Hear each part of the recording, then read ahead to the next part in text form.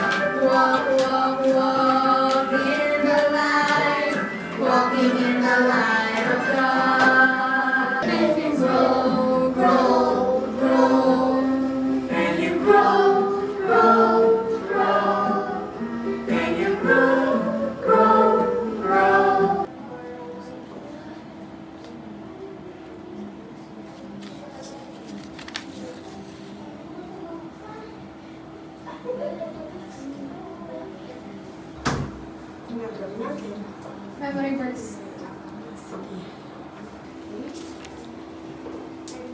Us not be weary in well-doing, for in due season if we shall reap if we faint not. Galatians 6, chapter 6, verse 3.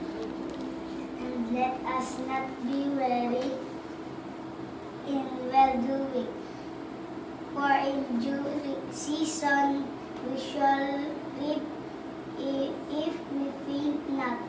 Galatians chapter 6, verse 9.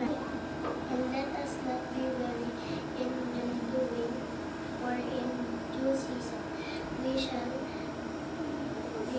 reap if we not faint not. Galatians 6, verse 9. In due season we shall reap if we faint not. Galatians chapter 6, verse 9. Yeah. Sino pa?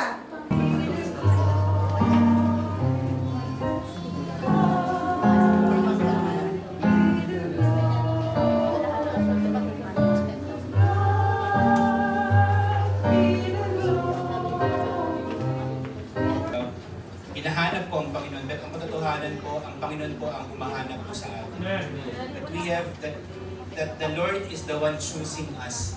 At ang kailangan natin gawin ay pakinggan. Pwede pa pumili. Dapat meron po, pwede po siya ng extra kalakasan Panginoon. Pwede po siya ng kaaliwan, kasama na po ng iyong pamilya. At dalangin din po namin ang iyong pagbibigay din po.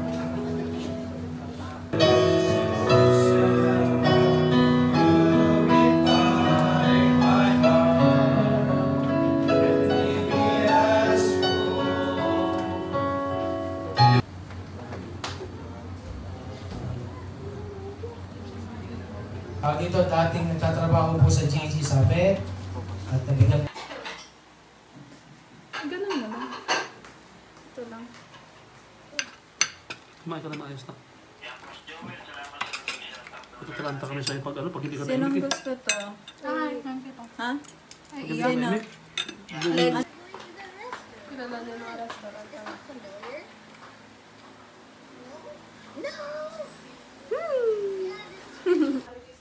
Tapos, Ha? ano pag-open ito? Stay on? Stay on? Alright. Ano, tapos na te. Tapos, Okay na pala. Up and down. Okay. Okay. okay na. And ito is 10 minutes? 100, 100. Up to you. Ay, hindi. Konti lang. O, yun na yung pinakamaano niya. Tama lang. This one is, kunti mo eh, 100. Ikot mo.